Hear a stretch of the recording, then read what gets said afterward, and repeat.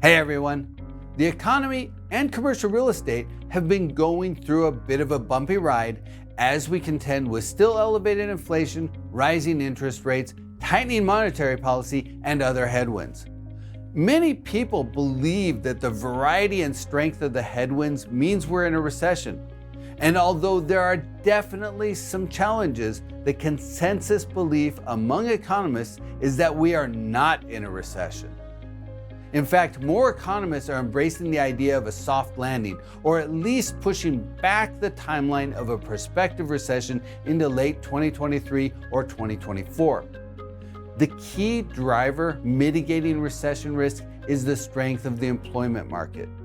So far this year, the US has added nearly 1.6 million jobs, and the current unemployment rate is 3.7%. It's really hard to argue that the US is in a recession when we're adding over 300,000 jobs per month. That doesn't mean a recession won't come. It is possible, but as a country, we're not there now. But that said, different parts of the country are experiencing very different realities when it comes to their local economic climate.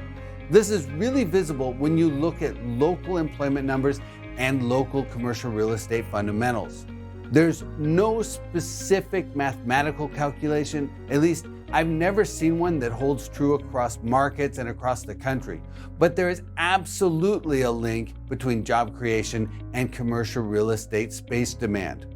So even though there are about 3.4 million more jobs in the US today than there were before the pandemic, 9 metropolitan areas still haven't fully recovered from an employment standpoint. At the other end of the spectrum, 14 major metropolitan areas now have at least 5% more jobs today than they did before the health crisis. The growth in some of the expanding cities has been pretty spectacular. Dallas-Fort Worth has about 383,000 more jobs today than it did before the pandemic. That's 9.9% growth. Austin's employment base has grown by 14.3% growth from where it was before the pandemic.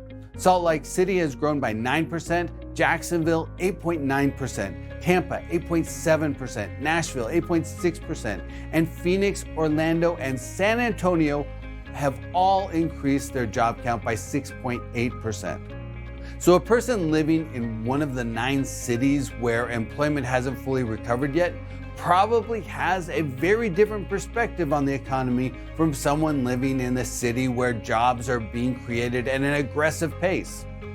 Although the correlation between job creation and commercial real estate demand is imperfect, the 5 metros that created the most jobs also generated some of the strongest apartment housing and retail space demand.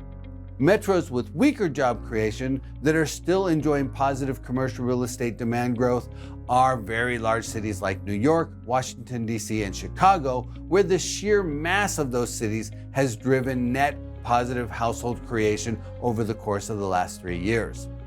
Looking forward, we expect to see significant employment gains and therefore stronger than average commercial real estate demand in cities like Los Angeles, Dallas, Atlanta, Boston, and Phoenix. But that's only half the equation. Investors also need to consider new supply risk.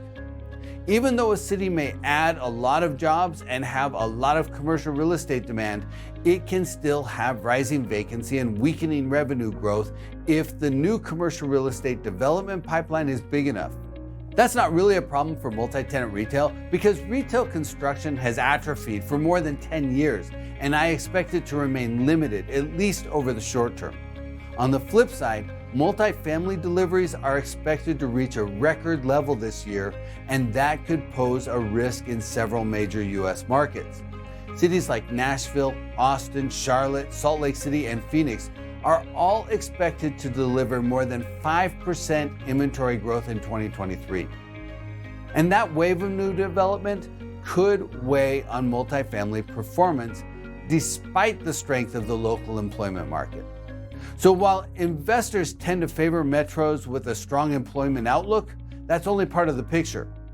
Investors need to dig under the surface and assess the demand drivers, the supply outlook, barriers to entry, the local commercial real estate momentum, down cycle risk, and numerous other factors. And even beyond that, investors should consider the local submarket and the individual asset itself. There are a lot of ingredients to bake in, but I always start at the top with the macro drivers affecting the local market. Those can give you a lot of insights very quickly, but they don't tell you everything. And once you get a handle on the current perspective, you need to look forward. What's the outlook for tomorrow, and in a year, and 3 years, and 5 years in the future? As always, investors need to keep their eyes on the horizon.